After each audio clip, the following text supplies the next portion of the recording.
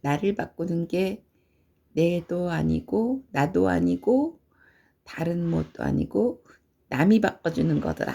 그러면서 본인이 고속버스에서 사고가 났을 때 딸을 안고 길거리에서 서 있는데 어떤 차가 와서 딸을 안고 있는 자기를 태워주더라. 그래서 다른 사람들도 많은데 어째서 나를 태워줬습니까? 하니까 아기를 안고 있어서 태웠습니다.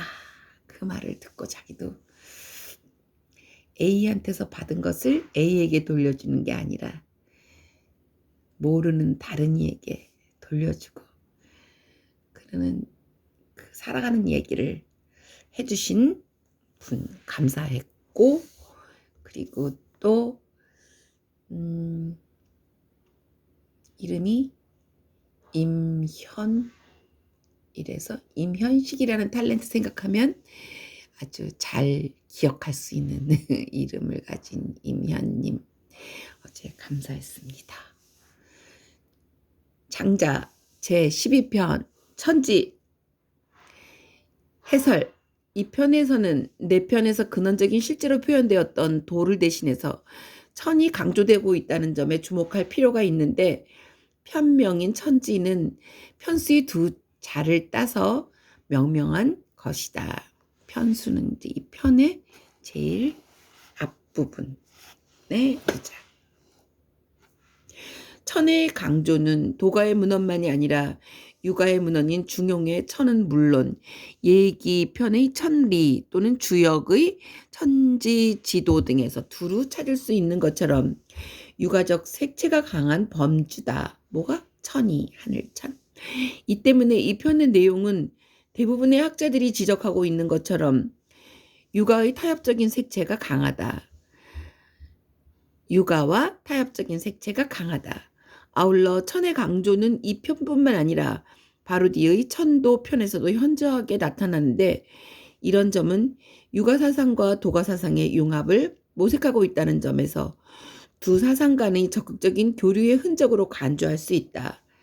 이 때문에 복용광사 같은 학자는 이 편의 저작 시기를 전국시대 말에서 한초라고 추정했다. 제2장에서는 공자로 추정되는 인물을 등장시켜 도란 나무를 덮어주고 실어주는 것이다. 넓고도 크구나. 군자는 사심을 도려내지 않아서는 안 된다. 무의로 행하는 것을 천이라 일컫고 무의로 말하는 것을 일러 덕이라 하고, 사람을 사랑하고 남을 이롭게 해주는 것을 인이라 일컫고 같지 않은 것을 같게 보는 것을 일러 대라 한다. 고하여 유가적 가치인 천지, 인 등의 개념을 도가적 가치인 무의가 혼재되고 있는 모습을 보이는데, 이 또한 네 편의 사상에서 크게 변화된 부분이라고 할 수 있다. 네 편은 소요유, 재물편, 양생주, 인간세, 덕충부, 대종사, 응제왕 요런 네 편. 그리고 지금 읽고 있는 부분은 외편입니다. 하지만 제11장에서는 현실 세속의 사회를 부득이한 것으로 일단 긍정하고 그 속에서 사는 초월자의 자유를 강조하는 철학은 네 편, 특히 인간세편 등에서 특별히 강조됐던 내용이기도 하다.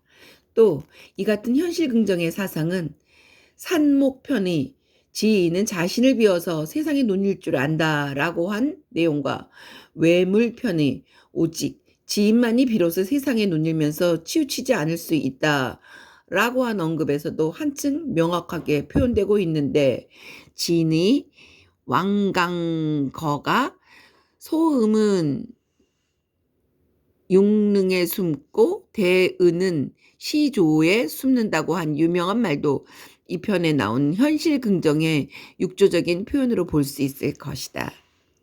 이 때문에 자공을 질타하는 한음장인의 은둔적인 무의가 장자의 이 같은 현실 긍정의 철학에 의해 비판받는 것으로 이해되기도 하는데, 이 번역서에는 장자가 비판하는 것이 아니라 긍정하는 것으로 보았지만 주석가에 따라서는 장자가 공자 말을 빌어서 한음 장인이 송영자 수준에 지나지 않는 인물로 비판한 것으로 보는 견해도 있다. 그래서 이런 점에서 이 장의 서술은 무위의 사상을 장자적인 유의 사상과 결합하여 전개한 것이라고 할 수 있다. 한음 장인에 대한 비판으로 제11장에서 사용된 말인데 뭐가? 식기일, 부지기일은.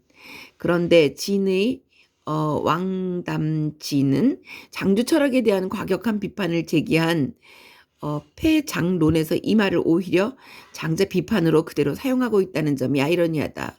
왕담진은 폐장론에서 장자를 폐지한다. 이런 논에서 장주의 철학을 하나만 알고 둘은 모른다. 식기일, 이부지기이 라고 비판하고 공자의 철학이 장주의 철학에 비해 우위라고 주장하면서 장주의 책을 불태우는 것이 옳다고 극언을 하기도 했다. 이 책을 쓰신 분은 참 중립적인 위치에서 아주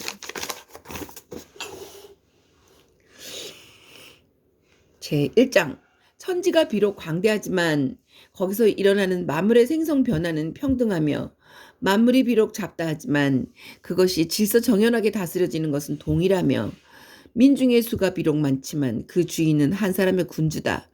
군주는 덕에 근거하고 자연 즉 천 속에서 성취된다. 이 때문에 아주 오랜 옛날 천하의 군림한 임금은 아무것도 힘이 없었다고 말하는 것이니 이것이 바로 천덕의 실천일 따름이다. 도를 기준으로 사람들의 말을 살펴보면 천하의 군주들이 올바르게 될 것이고 도를 기준으로 상하의 신분 질서를 살펴 조정하면 군신 간의 의가 밝혀지고 도를 기준으로 사람들의 재능을 살펴 헤아리면 천하의 모든 관직이 잘 다스려지고 도를 기준으로 널리 모든 사물을 관찰하면 모든 사물에 대한 대응이 완비될 것이다. 그러므로 천지 사이에 널리 통하는 것은 덕이고 만물 가운데서 널리 적용되는 것은 천지 자연의 도이다. 사람을 다스리는 것을 최고의 가치로 여기는 것은 정사에 지나지 않고 재능이 많은 것을 유능한 것으로 여기는 것은 기술에 지나지 않으니 기술은 정사에 포섭되고 정사는 의에 포섭되고 의는 덕에 포섭되고 덕은 도에 포섭되고 도는 자연 즉 천에 포섭된다. 그래서 고인의 말에 이르기를 옛날 천하를 다스렸던 군주는 스스로 무욕하여 천하 인민의 삶이 풍족하였으며 스스로 무위하여 마무리 저절로 화육되었으며 스스로 깊은 못에서 고요히 침묵하여 천하 만민의 삶이 안정되었다라고 하였다. 전에 오는 기록에도 이르기를 근원의 하나인 도에 통달하면 만사가 모두 잘 되었으며 무심의 경지에 도달하면 귀신들까지도 감복한다고 하였다. 제2장 선생이 말했다. 대저도란 만물을 덮어주고 실어주는 것이다. 넓고도 크구나. 군자는 사실을 도려내지 않아서는 안 된다. 군자는 사심을 도려내지 않아서는 안 된다. 무의로 행하는 것을 천이라 일컫고 무의로 행하는 것을 일러 덕이라 하고 사람을 사랑하고 남을 이롭게 해주는 것을 인이라 일컫고 같지 않은 것을 같게 보는 것을 일러 대라 하고 행동을 편하지 않게 하는 것을 일러 관이라 하고 만 가지 다른 것을 모두 갖추는 것을 부라한다. 그 때문에 덕을 굳게 잡는 것을 기라 하고 덕을 이루는 것을 설립이라 하고 도를 따르는 것을 온갖 선이 완성됨으로 구비된다. 비라 하고 외물로 뜻을 좌절시키지 않는 것을 완이라 하니 군자가 이 10가지를 분명히 알면 널리 만물을 포용하여 마음을 크게 세울 수 있으며 덕택이 성대하게 베풀어져 만물이 돌아가는 곳이 될 것이다. 그 같은 사람은 황금은 산속에 그대로 감추어두고 구슬은 깊은 연못 속에 그대로 감추어두며 재물을 탐내지 않고 부귀를 가까이 하지 않는다. 오래 사는 것을 기뻐하지 않고 일찍 죽는 것을 슬퍼하지 않으며 출세하는 것을 영예로 알지 않고 공공하게 사는 것을 수치로 생각치 않으며 온 세상의 부를 모두 긁어모아 자기의 사사로운 몫으로 삼지 않고 왕으로서 천하를 다스리는 것을 자신이 드러난 지위를 차지했다고 생각하지 않는다. 이런 사람은 만물을 한 곶집 속에 함께 있는 것이라고 생각하며 생과 사를 같은 모양으로 여긴다. 제 3장. 선생이 말했다. 도는 깊은 곳처럼 고요히 머물러 있으며 맑은 물처럼 깨끗하다. 쇠붙이나 돌이 그것을 얻지 못하면 소리를 낼 수 없다. 그 때문에 쇠붙이나 돌에 소리를 낼 수 있는 자질이 있지만 도에 맞추어 두드러지지 않으면 소리가 울리지 않을 것이니 만물 중에서 누가 그것을 일정하게 규정할 수 있겠는가? 왕자의 덕을 갖춘 사람은 타고난 소박함을 지켜 만물의 변화를 따라가면서 세속의 잡사에 능통하게 되는 것을 부끄러이 여기며 사물의 본원인 도를 확립하여 지가 신묘한 경지에 통한다. 그 때문에 그 덕이 광대하다. 그 마음이 밖으로 나타날 때에는 다른 사물이 먼저 그것을 요구하는 것을 말미암는다. 그 때문에 형체는 도가 아니면 생성되지 바깥에서 공사하는 소리가 너무 나니까 집중이 안 되네. 그 때문에 형체는 도가 아니면 생성되지 못하고 이렇게 생성된 사물은 덕이 아니면 밝게 빛나지 못한다. 형체를 가진 사물은 사물로 존재케 하고 만물이 각기 삶을 끝까지 누리게 하며 덕을 이루고 도를 밝힌 사람이 왕자의 덕을 갖춘 이가 아니겠는가? 광대하구나. 호련히 나와 호련히 움직이면 만물이 모두 그것을 따르니 이런 사람을 일러 왕자의 덕을 갖춘이라고 하는 것이다. 어둡고 어두운 가운데서 보며 고요한 정적 속에서 귀 기울이니 캄캄한 어둠 속에서 홀로 새벽빛을 보며 소리 없는 정적 속에서 홀로 커다란 화음을 듣는다. 그 때문에 기피하고 또 기피해서 만물을 만물로 존재케 하고 신묘하고 또 신묘하게 해서 만물이 정묘하게 한다. 그 때문에 만물과 접촉할 때 스스로 완전한 무이면서 만물의 각기 다른 요구에 이바지할 수 있으니 나그네가 때때로 말을 타고 달리면서 잠잘 곳을 찾는 것처럼 대소장단에 맞추어 마침내 영원한 곳에 이르기까지 만물이 쉴 곳을 찾아준다.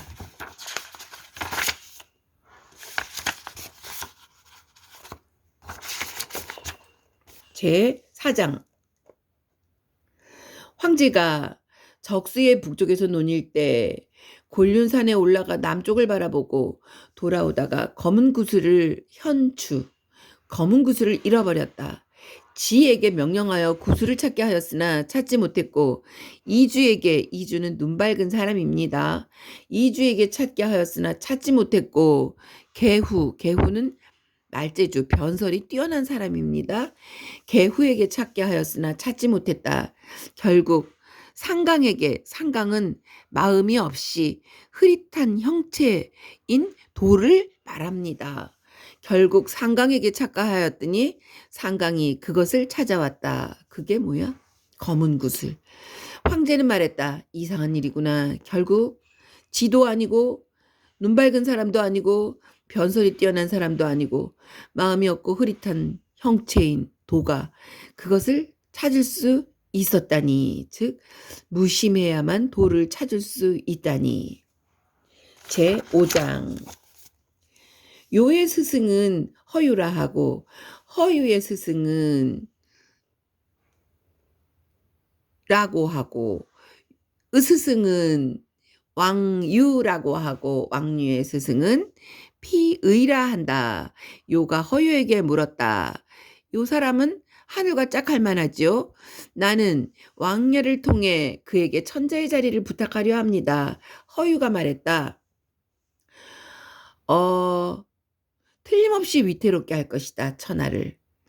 그 사람의 사람됨은 총명하고 지혜가 밝은 데다 말재간이 뛰어나고 일을 처리함이 민첩하고 타고난 소질이 남보다 뛰어나고 또 인위로 천 하늘의 분을 받아 마음대로 좌우한다.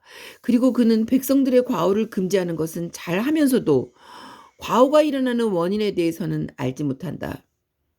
그런데 이런 사람을 천자의 자리에 오르게 하면 그는 틀림없이 인위에 편승해서 자연 그대로의 천을 무시할 것이며 틀림없이 자기 본위의 입장에서 형체 있는 만물의 차별화만을 힘쓸 것이다. 틀림없이 지식을 최상의 가치로 존중하여 불타오르듯 광분할 것이며 틀림없이 지역 말절과 같은 작은 일에 불임을 당할 것이다. 틀림없이 외물에 속박될 것이다. 틀림없이 사방을 돌아보며 외물도 따라서 응답할 것이며 틀림없이 여러 외물의 편의에 따라 비위를 맞춰 나갈 것이다. 틀림없이 외물과 함께 변화해가며 처음부터 불변의 항구성이 없어질 것이니 어떻게 이런 인물을 좋게 천자의 자리에 오르게 할 수 있을 것인가? 비록 그렇지만 일족이 있으면 거기에는 그들이 존숭하는 조상이 있으니 그 사람은 그런 무리의 우두머리가 될 수 있을지언정 무리의 우두머리들의 우두머리가 될 수는 없다. 그는 세상에 치를 이루기도 하고 난을 이루기도 하는 장본인이며 천자가 되면 신하들이 재앙이 되고 신하들의 재앙이 되고 신하가 된다면 천자에게 해독을 끼치는 존재가 될 것이다.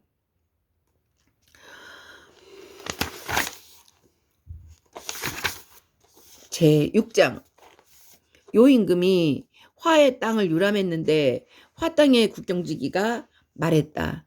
아, 성인이시여. 성인에게 축원을 드려 성인께서 오래 사시게 하고 싶습니다. 요가 말했다. 사양하겠네. 성인께서 부유하게 살게 하고 싶습니다. 요가 말했다. 사양하고 싶네. 성인께서 사내 아이를 많이 두게 하고 싶습니다. 요가 말했다. 사양하고 싶어. 국경지기가 말했다. 오래 살고 부유하고 사내 아이를 많이 두는 것은 사람이면 누구나 바라는 것인데 당신께서 유독 바라지 않으시니 그것은 어째서입니까? 요가 말했다.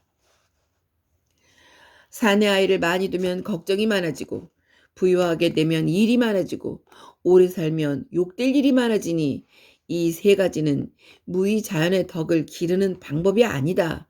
그 때문에 사양하는 것이다. 국경지기가 말했다. 처음에 나는 당신을 성인이라 여겼더니 지금 보니 그저 그런 군자시군요. 하늘이 만백성을 낳으면 반드시 직책을 주기 마련이니 사내 아이가 많으면 직책을 주면 될 것입니다. 그러면 무슨 걱정이 있겠습니까? 부유하면 다른 사람에게 재물을 나누어 주면 될 것입니다. 그리하면 무슨 일이 있겠습니까?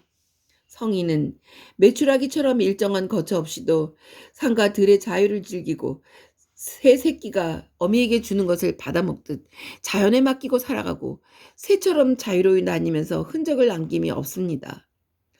천하에 도가 있으면 만물과 함께 창성하고 천하가 도가 없으면 덕을 바꾸며 한가로이 삽니다. 천년을 살다가 세상에 실증이 나면 떠나서 위로 올라 신선이 되어 저 흰 구름을 타고 상제의 고향에 이릅니다. 주, 사, 욕의 세 가지 근심에 이르지 않아 몸은 늘 아무런 재앙도 없을 것이니 무슨 욕됨이 있겠습니까? 국경지기가 떠나가자 요가 그를 따라가 묻고 싶은 것이 있다면서 가르침을 요청했지만 화의 국경지기는 물러가시오 라고 할 뿐이었다. 그 세 가지 근심은 걱정거리, 번거로운 일거리, 그리고 치욕됨 이것을 말했습니다.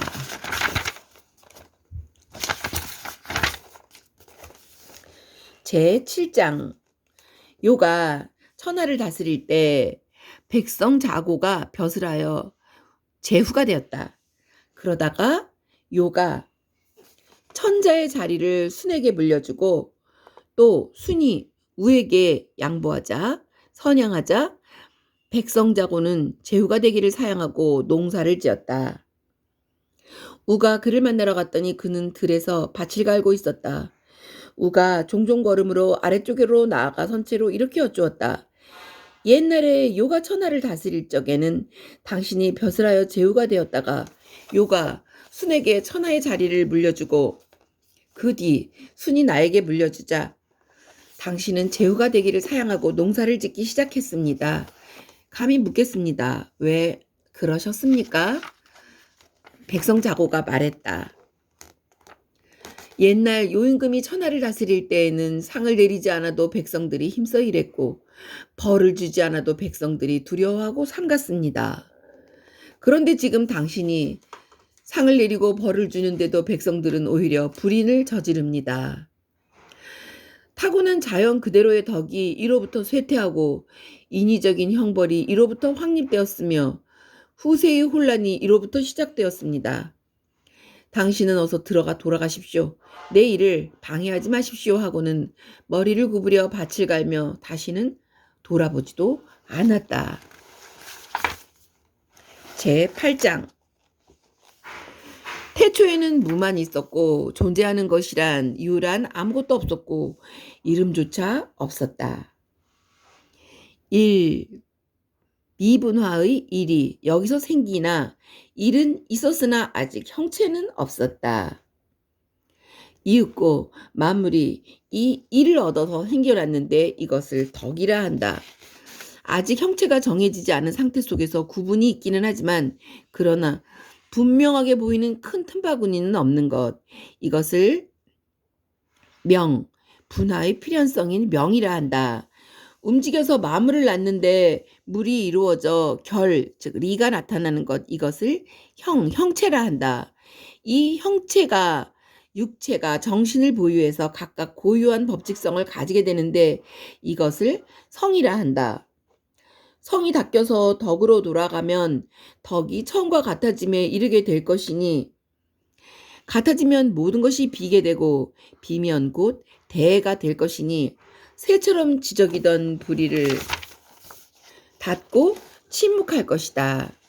부리를 닫고 침묵하게 되면 천지와 합하여 완전하게 합일이 이루어지면 마치 어리석은 사람 같고 어두운 사람 같으리니 이를 일러 현덕이라 한다. 위대한 수능에 동화되는 것이다. 현덕, 검은 덕. 제9장 선생이 어느 선생이냐? 공자가 노담에게 이렇게 물었다. 장자 외편에는 공자와의 어떤 접점 같은 게 보인다고 했습니다. 공자 선생이 노담에게 이렇게 물었다. 어떤 사람이 돌을 닦는데 세상의 상식과 서로 어긋나 옳지 않은 것을 옳다 하고 그렇지 않은 것을 그렇다고 합니다. 변론가들이 말하기를 단단하고 흰 것을 둘로 나누되 마치 처마 끝에 매달아 보여주는 것처럼 분명하다고 하니 이 같은 사람은 성인이라 할 만합니까? 노담이 말했다. 그런 사람은 자비리나 담당하며 기술에 얽매이는 자들인지라 몸을 수고롭게 하고 마음을 졸이게 할 뿐이니 예를 들면 살쾡이 잡는 사냥개가 사냥에 동원되고 민첩한 원숭이가 살림에서 붙잡혀 오는 것과 같은 것이다. 구여, 내 그대에게 그대가 들을 수 없는 것과 그대가 말할 수 없는 것을 일러주겠다. 무릇 머리가 있고 발이 있어도 마음이 없고 귀가 없는 존재는 많고 형체를 가진 존재 중에서 무형 무상의 도와 일체가 되어 다 함께 존속하는 존재는 전혀 없다.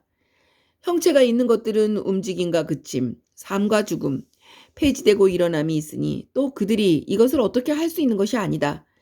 다스리는 것은 사람에게 달려 있으니 만물을 잇고 자연의 천까지도 있는 것은 그 이름을 자기를 잇는 것이라고 한다. 자기를 잊어버리는 사람, 이런 사람을 일컬어 즉 자연의 경지에 들어갔다고 일컫는 것이다. 제10장 장문원. 요것은 함께 노력한다는 뜻이 있다고 합니다. 그리고 이철은 사리에 통달한 사람이라는 뜻의 그 어떤 우의적인 표현이라고 했습니다. 이철을 만나 이렇게 말했다. 전일에 노나라 임금이 저에게 말하기를 청컨대 가르침을 받고자 합니다 라고 하기에 저는 사양하였지만 허락을 얻지 못해 결국 말을 하고 말았습니다. 하지만 그 말이 맞는지 아닌지 알지 못해 시험삼아 말씀드려볼까 합니다. 저는 노군에게, 노나라 임금에게 이렇게 말했습니다. 반드시 공손하고 검소하게 행동하여 공평하고 충직한 불의의 사람을 발탁 등용하고 사사로이 편애하지 않으면 백성들이 누가 감히 화합하지 않겠습니까? 하자 사리에 통달한 사람이라는 그 이름을 가진 그 형태, 사리에 통달한 사람이라는 뜻의 어떤 우위적인 존재인 이철은 몸을 구부려 웃으며 말했다. 당신이 말한 것과 같은 것은 제왕의 덕에 비하면 마치 범아제비가 팔뚝을 휘둘러 수레에 맞서는 것과 같아서 요것은 당랑거철이라는 말이 나오게 된 당랑거철입니다. 범아제기가 팔뚝을 휘둘러 수레에 맞서는 것과 같아 틀림없이 이 일을 감당하지 못할 것이다. 또한 당신이 말한 대로 한다면 노나라 임금이 스스로 머물 곳을 만들어서 현자를 모으기 위해 사람들 눈에 띄는 조망대를 높이 쌓는 것이 될 것이니 많은 사람들이 광분하듯이 몰려들어 현지의 행동을 흉내내다 도리어 자기 존재의 근거를 잃는 사람이 많아질 것이다. 장문원이 깜짝 놀라며 말했다. 저는 선생의 말씀에 그만 어리둥절했습니다. 어리둥절해졌습니다. 하지만 무의자연의 도에 대한 선생의 말씀을 꼭 듣고 싶습니다. 하자 이철이 말했다. 위대한 성인이 천하를 다스리는 방법은 백성들의 마음을 감동시켜서 그들로 하여금 교화를 이루고 풍속을 고치게 하여 타인을 해치는 험악한 마음을 모두 없애고 백성들 모두가 스스로 만족스러워하는 뜻을 이루게 해서 마치 본성이 저절로 그러한 듯이 하면 백성들이 그렇게 되는 까닭을 알지 못할 것이다. 그런 사람이 어찌 요순이 백성들을 가르치는 것을 흡족히 여겨 가지런히 그들과 대등해지려 하겠는가. 욕심과 덕이 같아지면 마음이 편안해질 것이다. 욕심과 덕이 같아지면 마음이 편안해질 것이다. 제11장. 자공이 남쪽 초나라를 여행하고 진나라로 돌아올 때 한수의 남쪽을 지나다가 한 노인이 야채밭에서 막 밭일을 하고 있는 것을 보았다. 땅을 파서 길을 뚫고 우물에 들어가 항아리를 안고 나와 밭에 물을 대고 있었는데 끙끙대면서 힘은 많이 쓰지만 효과는 적었다. 자공이 노인에게 이렇게 말했다. 노인이여, 여기 기계가 있는데 하루에 100이랑이나 물을 댈 수 있습니다. 힘은 아주 조금 들이고도 효과는 크게 얻을 수 있으니 어르신은 그 편한 것을 원하지 않으십니까? 밭일하던 노인이 얼굴을 들어 자공을 보고는 이렇게 말했다. 어떻게 하는 건데? 자공이 대답했다. 나무에 구멍을 뚫어 기계를 만들되 뒤쪽은 무겁고 앞쪽은 가볍게 하면 잡아당기듯 물을 끌어올리는데 콸콸 넘치듯이 빠릅니다. 그 이름은 두레박이라고 합니다. 밭일하던 노인은 불끈 얼굴빛을 붉혔다가 웃으며 말했다. 나는 내 스승에게 들으니 기계를 갖게 되면 반드시 기계로 인한 일이 생기고 기계로 인한 일이 생기면 반드시 기계로 인한 욕심이 생기고 가슴 속에 있으면 순수 결백함이 갖추어지지 못하면 신묘한 본성인 신성이 안정을 잃게 된다. 신묘한 본성이 불안정하게 된 자에게는 도가 깃들지 않는다라고 했다. 내가 두레바퀴의 편안함을 모르는 바는 아니지만 부끄럽게 생각해서 쓰지 않을 뿐이다. 자공은 겸연히 부끄러워 고개를 숙인 채 대답하지 못하고 있었는데 얼마 있다가 밭일하던 노인이 말했다. 당신은 무엇하는 사람인가? 자공이 물었다. 저는 즉 공자의 문인입니다. 밭일하던 노인은 말했다. 그대는 박학함으로 성인 흉내를 내며 말도 안 되는 소리로 많은 사람을 혼란에 빠뜨리고 홀로 검은고를 타며 슬픈 목소리로 노래하여 온 천하의 명성을 팔려는 자가 아닌가? 그대는 지금이라도 그대의 신기를 잊고 그대의 신체를 버려야만 도에 가까워질 것이다. 그대는 그대 몸조차도 다스리지 못하는데 어느 겨를에 천하를 다스릴 것인가? 그대는 이만 가보시게 내 일을 방해하지 말고. 자공은 부끄러워 얼굴이 창백해져서 자기를 잊은 채 정신을 못 차리고 30리나 간 뒤에야 겨우 정신을 차렸다. 자공의 제자가 물었다. 아까 그 사람은 어떤 사람입니까? 선생께서는 무슨 까닭으로 그를 만나보고서 얼굴빛을 바꾸고 창백해져 종일토록 평소 모습을 회복하지 못하셨습니까? 자공이 대답했다. 처음에 나는 천하의 우리 선생님 한 분뿐이라고 생각해서 다시 그 위에 그런 분이 있다는 것을 알지 못했네. 나는 선생님한테 듣기로 일은 잘 되기를 구하고 공은 이루어지기를 구하여 힘은 적게 들이고 효과는 많이 얻는 것이 성인의 도다라고 하셨는데 이제 비로소 그렇지 않음을 알게 되었네.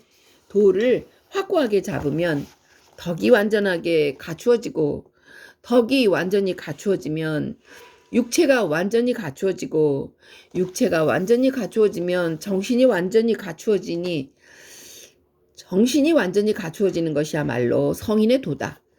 이 성인은 자신의 삶을 세상에 맡겨서 백성들과 함께 나란히 걸어가지만 어디로 가는지 알지 못한다.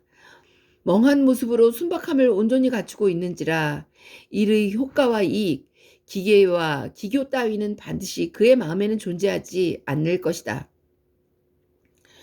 그 같은 사람은 자기 뜻에 맞지 않으면 어디에도 가지 않고 자기의 마음이 원치 않으면 어느 일도 하지 않아서 비록 온 천하 사람들이 칭찬하며 그가 하는 말이 옳다 해도 돌아보지 아니하고 온 천하 사람들이 그를 비난하며 그의 생각을 잘못이라 해도 태연히 들은 채도 하지 않는다. 온 천하가 비난하고 칭찬해도 그에게는 아무런 이익과 손해가 없으니 이런 사람을 일컬어 내면의 독이 온전히 갖추어진 사람이라 할 것이다. 그에 비하면 나 같은 사람은 바람에 흔들리는 물결처럼 남의 비난과 칭찬에 흔들리는 인간이다. 자공이 노나라에 돌아와 공자에게 이야기했더니 공자는 이렇게 말했다. 그 노인은 혼돈 씨의 돌을 잘못 닦은 사람이니 하나만 알고 둘은 알지 못하여 내면만 다스리고 외양은 다스리지 않는 사람이다. 대저 명확한 지혜로 소박한 곳으로 들어가고 무위로 순박함으로 돌아가서 본성을 체득하고 정신을 지키면서 현실의 세속 세계에서 특별히 표현할 것도 없이 자유로이 논의는 사람이었다면 네가 그런 사람을 보고 놀랄 것까지야 있었겠는가? 또 혼돈 씨의 도술은 상식적인 사람인 나나 내가 어찌 충분히 알 수 있을 것인가? 라고 공자가 말했다고. 굉장히 정말 글 한 글자 한 글자에 대해서 이렇게 많은 풀이와 또 다른 견해에 대해서 이렇게 쓴 걸 보고 이 한문 공부하는 사람들의 치열함을 다시 한번 생각했습니다. 12장 순망이 동방에 이 사람은 어떤 사람을 말하냐면 멍하니 어리석은 모습으로 세속을 초월한 사람을 말한다고 합니다. 순망이 동방에 큰